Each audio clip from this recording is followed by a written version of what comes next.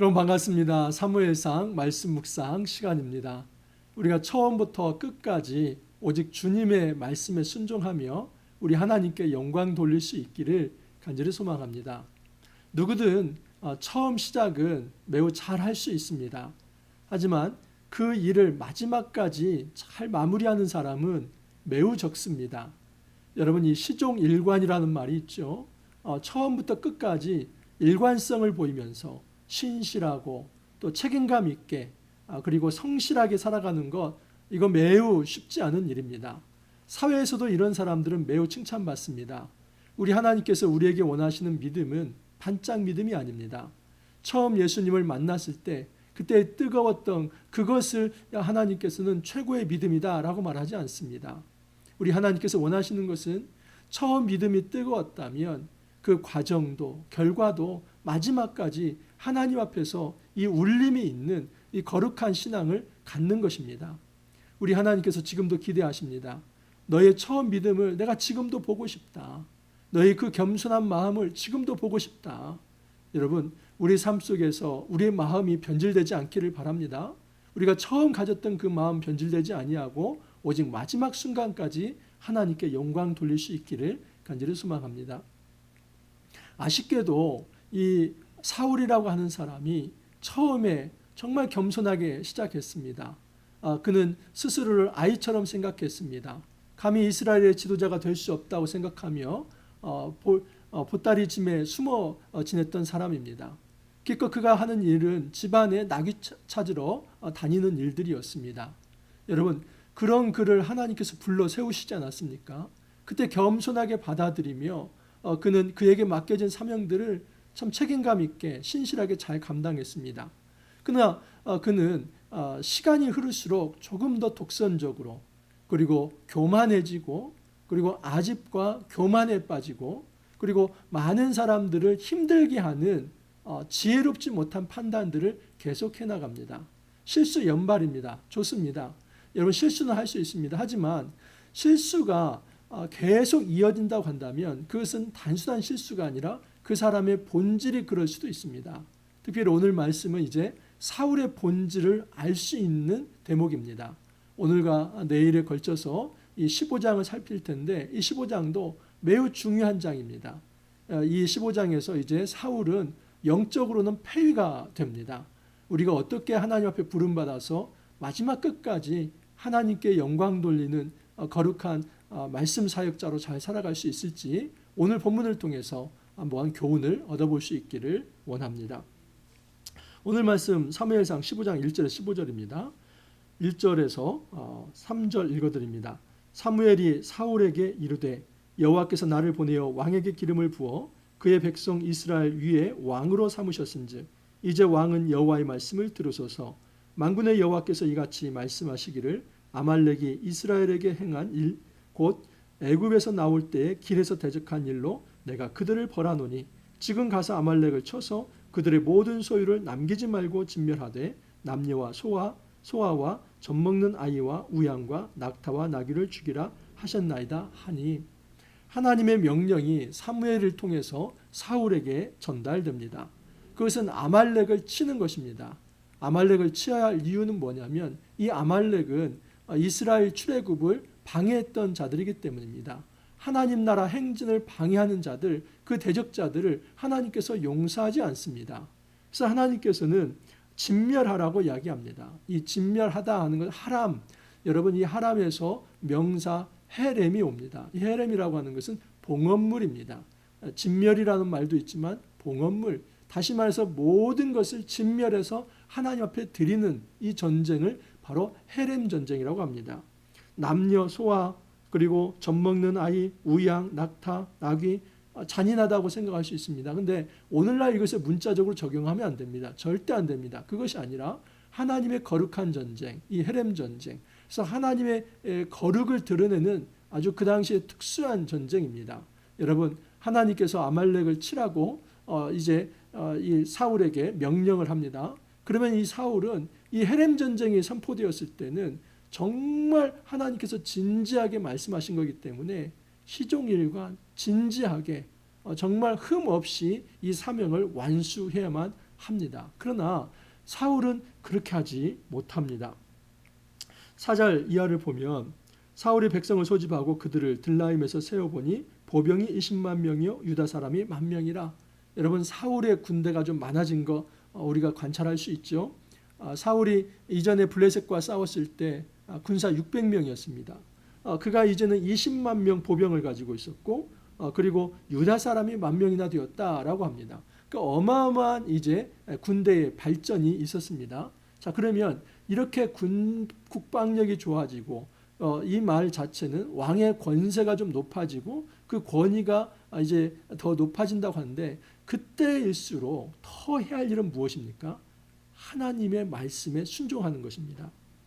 1절을 다시 한번 보시면 이스라엘 위에 왕으로 삼으셨은즉 이제 왕은 여호와의 말씀을 들으소서. 여러분, 이 사울이 왕인가 아닌가를 가늠할 수 있는 한 가지 기준이 있습니다.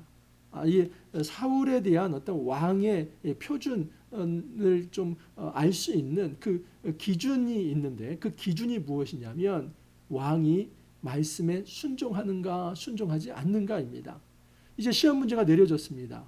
사울아, 너는 아말렉과 전쟁을 하되 헤렘 전쟁을 해서 그 어떤 것도 남기지 말고 다 진멸해서 하나님께 봉헌하라. 이것이 하나님께서 사무엘을 통해서 사울에게 전달된 아주 특수한 사명입니다.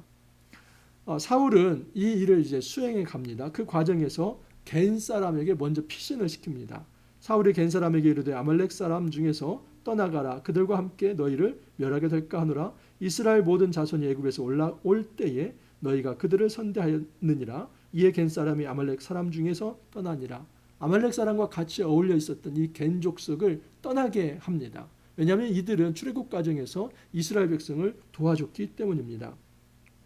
8절 이하를 보면 아말렉 사람의 왕 아각을 사로잡고 칼날로 그의 모든 백성을 진멸하였으되 사울과 백성이 아각과 그의 양과 소에 가장 좋은 것 또는 기름진 것과 어린 양과 모든 좋은 것을 남기고 진멸하기를 즐겨하지 아니하고 가치 없고 하찮은 것은 진멸하니라.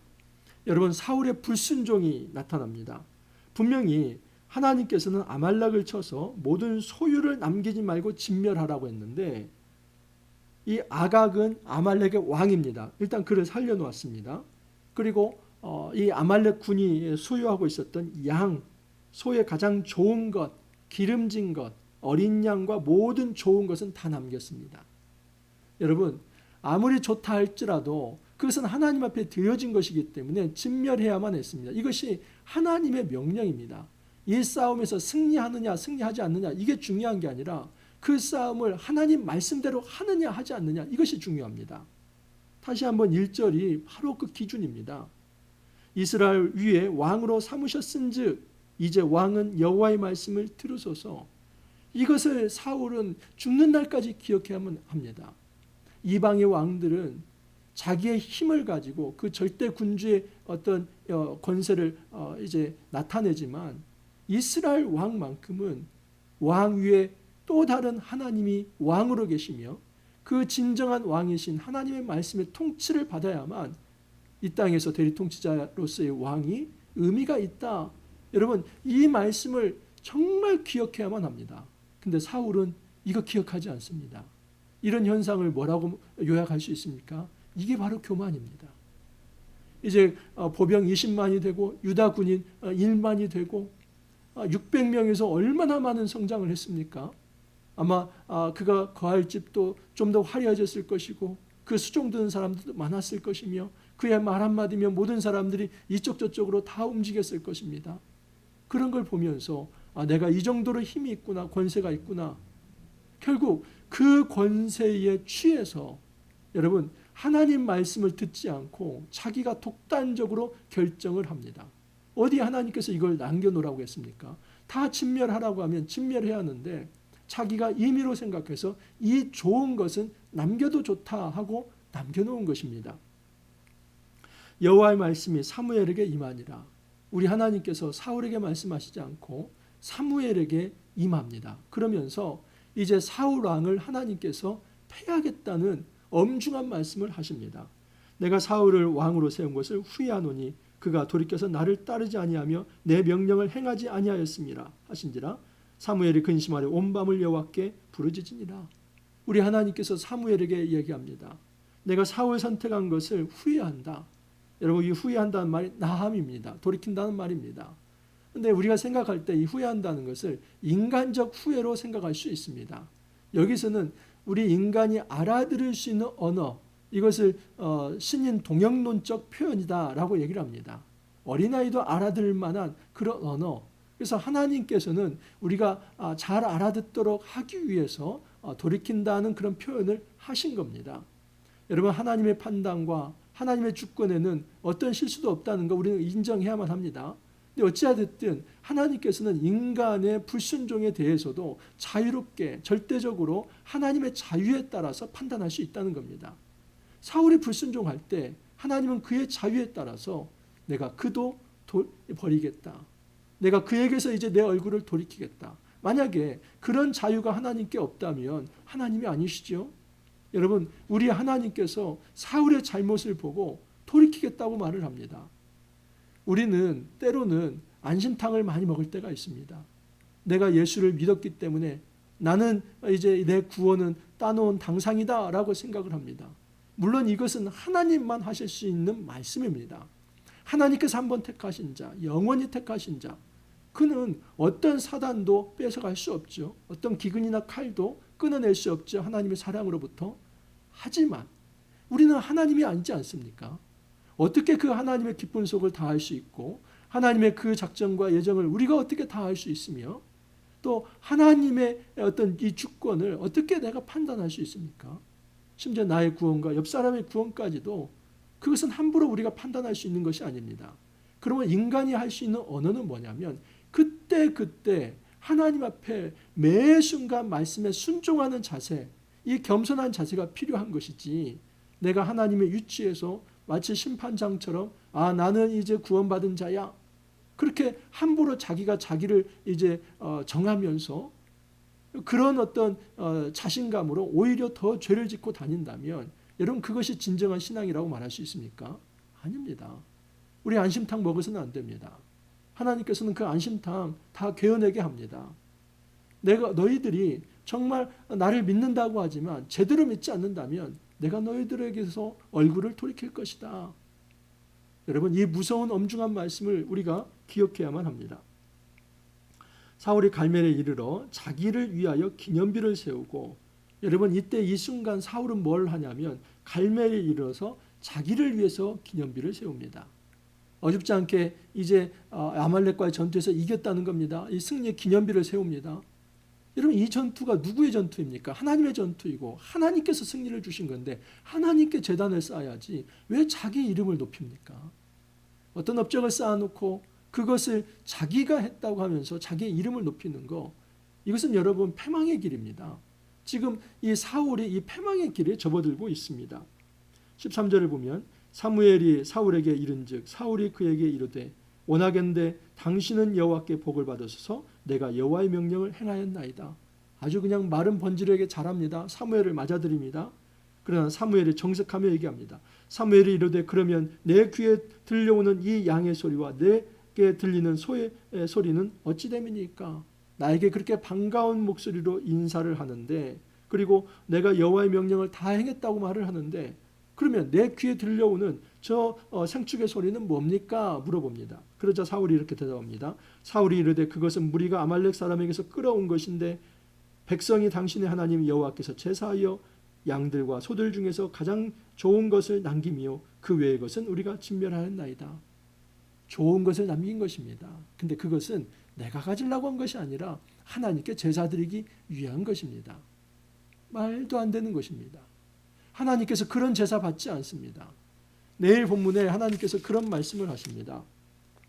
여호와께서 번제와 다른 제사를 그의 목소리를 청종하는 것을 좋아하신 같이 좋아하시겠나이까? 순종이 제사보다 낫고 듣는 것이 순양의 기름보다 나으니. 하나님께서 원하시는 것은 말씀에 대한 순종이지 제사적 형식이 아닙니다. 물론 제사의 형식과 이 말씀을 순종하는 이 형식과 내용이 같이 간다면 금상첨화이죠. 하지만 여러분 더 중요한 것은 말씀 순종하는 그 내용입니다. 우리는 형식주의에 빠져서는 안 됩니다.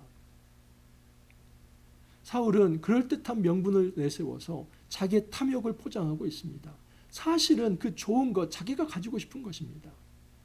그는 거짓말쟁이이고 그는 교만한 자이며 그는 독선을 품고 있고 그리고 그는 정말로 하나님을 두려워하지 않는 그런 자입니다. 만약에 하나님을 두려워했다면 어떻게 이런 중요한 결정을 그렇게 혼자 판단할 수 있습니까? 분명히 하나님께서는 헤렘 전쟁으로 모든 것을 진멸하라고 말씀했는데 하나님께서 드리라고 말씀하시지도 않은 그 제사를 내가 좋은 것을 남겨서 드리겠다. 명분은 그럴싸하지만 그것은 하나님이 원하시는 방법이 아니기 때문에 명백히 이것은 말씀에 대한 불순종입니다. 여러분, 우리가 이 땅을 살아가면서 하나님 앞에 평가를 받아야만 합니다. 그 평가는 오늘 이 순간도 이루어지지만 여러분, 주님이 오시는 그날에 반드시 우리를 평가합니다. 그 평가의 기준이 무엇입니까? 그것은 말씀에 대한 순종입니다. 내가 말씀에 순종했는가? 여러분, 이 말씀에 대한 순종은 어려운 거 아닙니다. 오직 여호와 하나님을 기억하며 그 앞에 겸손히 엎드리는 그 신앙, 이것이 말씀에 대한 순종의 정신입니다. 십계명 1, 2계명이 나 외에 너에게 다른 신을 있게 하지 말라. 너를 위하여 어떤 색인 우상을 만들지 말고 그것들에게 절하지 말라. 이것이 바로 말씀 순종의 핵심입니다. 우리 하나님만을 사랑한다면 어찌 하나님께서 분명하게 내린 그 특수 임무를 그렇게 함부로 자기의 이성적 생각으로 바꿔치기 할 수 있습니까? 할 수 없죠. 그는 하나님 앞에 서지 않았기 때문이고 그 신전 의식이 없었기 때문에 자기의 의식을 앞세워서 하나님의 뜻까지도 왜곡시켜 버린 것입니다.